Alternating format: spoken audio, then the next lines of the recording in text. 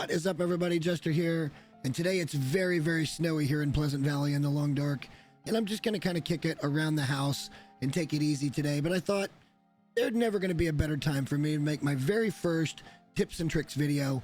And look, I'm going to be bluntly honest about this. I play on Voyager difficulty, and I don't know everything about the game, but there are some things that I've learned along the way that I didn't find when I was looking up content to learn this game. And I think this is going to help a lot of the newer players out there get a little bit better, at least hopefully. And maybe some of you experienced players, maybe there's something you didn't know about the game as well. We got a ton to talk about. Let's jump right in. First up today is going to be about traveling here in the Long Dark. And the developers have done something wonderful with this game. And I don't think a lot of people realize it, but as you can see here, there's a little bit of a tree archway there. And to some, that might just look like a down tree. But to me, that says, hey, look here, there's something here. It's like seeing a big red light in a shooter type video game or something. And that's not all they've done. They've actually done more with the trees as well. So if you can see right over there in the middle, there is a little pointy stick kind of pointing right to that area. Well, guess what? Because we went through that archway and now that pointy stick is showing it's right there. What that actually is we're in Pleasant Valley. That's the transition cave that takes you back to Winding River, and then it takes you back up to the lower dam.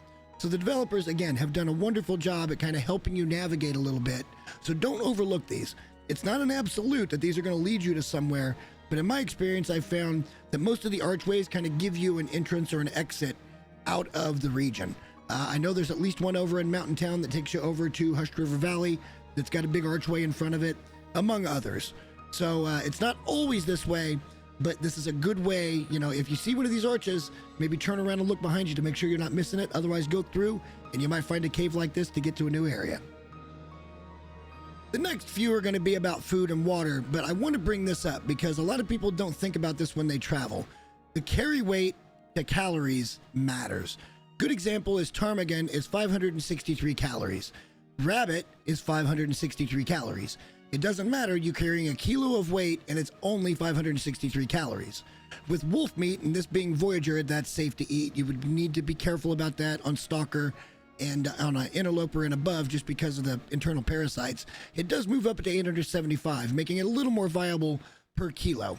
It's not until you get into venison to where you start to get a little benefit. And this is all at cooking level 5, by the way. Just so you know, these aren't what you're going to see when you're down at lower levels. But 1,000 calories for venison.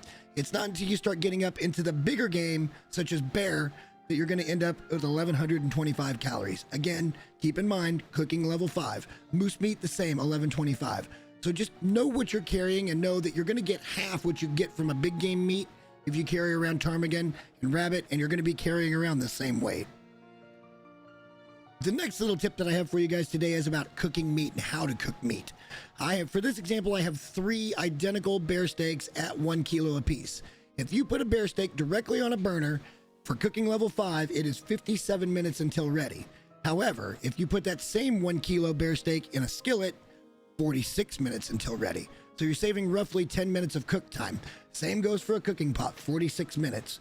So if you have a little fire and you don't have a lot of fuel, you can save a little bit of time by cooking them in the skillet and or a cooking pot versus just cooking it on the empty burner, and that can save you fuel over time. Another little trick I use with fire, and especially on a 6-burner stove, is when I get down to about an hour and 50 minutes or an hour and 30 minutes or so on a fire, I like to start up 2 liters of water in each cooking pot, because for me it's about 42 minutes to melt and then 42 minutes to boil at cooking level 5. And so long as I don't let it go long enough where it's going to evaporate, this is going to give me travel water or just water for around the house that I don't have to grab and put down somewhere else. It just makes it extremely convenient that I can just go pick it up and it's ready to go and not a problem. So I always tend to end my fires with this and just have a little extra water. Another little tip is probably old hat for very experienced players, but probably not at all for newer players, and that's the way that your clothing actually wears. See, there's a mechanic in the game to where you have an inner layer and an outer layer on most items. And in the case of the coats and the pants, your outer pants are both outers, as you can see here, as well as the coats. And then your under stuff, your sweaters and those type of things, and your long johns are both inner layers. So that's a little bit different. But the point I'm making here is that I recently went out on a really long journey, went over to Ash Canyon, picked up a ton of climbing ropes, and I had everything up to 100% before we left. And as you can see, the outer layer, being my rabbit hat, is now down to 73% durability, whereas the balaclava that was also at 100% is now down to 90. And that kind of stands to reason, because the outer layer is going to take more of the hit when it comes to weather, and also any damage you might incur from any animal encounters or struggles. So that's definitely something to keep an eye on. A good way to get around this is to actually, for the things you can craft, wear the crafted gear. Once you get to a certain level, you're not going to lose all that much warmth. A great example here is the snow pants. You can always go to deer pants, and then also to deer boots, so you're not wasting cloth keeping all these things maintained. And then you can use that cloth for the things that you can't actually craft. Items like the balaclava or the toques, your sweaters, your long johns, or your socks, because you're going to need cloth to repair those regardless, because as of the time of this recording, there is no craftable equivalent for anything that you can wear in the game. And that way you're conserving cloth a little bit longer, because it is a finite resource in the game, and eventually you'll run out over the long run. Next up, there's a reason why I like the main base in Pleasant Valley and or Coastal Highway over at Quonset Garage, or even at the camp office in Mystery Lake, and that's because there's accessible outdoor sleeping to avoid cabin fever. Now, cabin fever isn't one of the afflictions you can turn off, so it's always a good idea to sometimes mitigate the idea of cabin fever by sleeping in the car. You will need decent gear to be able to do this, and a decent bedroll. A bearskin bedroll will be really great for this. It's not great for travel because it's a little heavier, but it will keep you nice and warm when you're in the car. And really all you need to do is come down here and go to rest, and we're going to try to sleep for about 10 hours, and that's basically going to be it. When doing this though, just make sure that you're keeping an eye on your warmth, and make sure you're not going to freeze to death in the car overnight. Like I said, you're going to want to have pretty decent gear, and but this is a really good way to avoid cabin fever. Just every couple of nights, come out and sleep in the car or sleep in some outdoor location. And again, this is why I love Pleasant Valley, because the car is right here next to the house. Even in a blizzard, I can find it real easy. Now, everyone knows that you can always pick up sticks, or you can break down small branches into sticks, or if you have a hatchet, you can actually get fir or cedar firewood. But what if I told you there's an even better renewable fuel source, and it's actually the transition that's in between Coastal Highway and Pleasant Valley? That's going to be here, the abandoned mine, Cinder Hills Coal Mine. Now, on the Voyager difficulty, I have found upwards of 54 pieces of coal in this mine, and it does respawn about every 30 days or so. You can come up here between blizzards, and sometimes you'll find some, but it wouldn't be a full respawn. Let me go ahead and run through here, and I'll show you just how much we're going to get. This load ended up being just a little bit lighter, but that's still 45 pieces of coal, and all I had to do was walk through the mine and pick it up. Now, you do want to make sure you go down all the nooks and crannies, and you could take this back to your main base, and you'd have fuel for at least, even at lower level fire starting, about 45 hours worth of cooking. So that's a lot of steaks on a 6-burner you can get done. But I got a better idea for this batch, and that's going to lead me in to our next tip. In a recent update, scurvy was added to the game. Now, the way to get around scurvy is by fishing, and that's why up here at Pensive Pond, I brought that load of coal up here so we had plenty of fuel and ready to go, so we could stay up here and fish and get our vitamin C level back up and reduce that risk of scurvy. But it's a really good idea to stock it with things like coal and sticks and firewood, as well as some water and a little bit of meat, because you are going to be catching fish, so you'll be able to cook and eat those. Inside, of course, we've got a cooking pot. And then another thing to have up here is a pry bar, because this way you can keep that fishing hole open and it won't ruin the durability on your hatchet or anything else.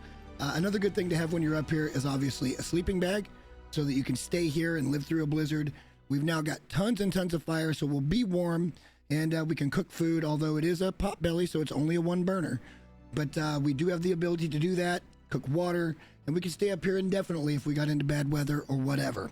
And like I said, this is just a really good way, if you prepare properly, to get your vitamin C under control. Scurvy is one of those things that you can turn off, but you really shouldn't be too afraid of it, because if you set up correctly and you've got tons of fishing gear, like I do here, you're going to be just fine. And all you have to do is come up here every once in a while, get some fish, take them back down, cook them, and eat them. It's really just that simple. The last little tip that I want to share with you guys today is going to be really difficult for me to show or quantify, but I use it in my day-to-day playthrough of this game, and that is to set goals for yourself. Now, sometimes think maybe I need food. So you think, okay, well, that first day I'm going to go out and I'm going to hunt. And then you get, enough deer or bear meat. And then the next day you think, well, I don't have any fuel, so let's go out and get fuel. And this could also be a schedule to where you're like, okay, well, since it's this first day of the week, I'm going to go ahead and grab fuel today. And then the next day I'm going to go out and hunt. And then the next day is going to be a cooking day. And then the next day I can go explore because I've got myself set up for the next multiple days where I don't have to worry about collecting fuel, food, water, whatever. That's just the way that I like to play the game. And I think if you guys get on kind of a schedule and set these goals, it's going to make things a lot easier for you as you go along. You know, for me, my goals have changed over time to where I want to bring all these things back to home for the library or all the flares or all the different little knickknacks that I have now. And just last night in stream, I found this gold nugget. Didn't even know that existed in the game. Had no idea it even existed. And now I have it as part of my collection. So, but I was set up to go on that adventure properly. And that's why I say, just set goals for yourself, and that way it'll make you a little safer when you head out on your journeys.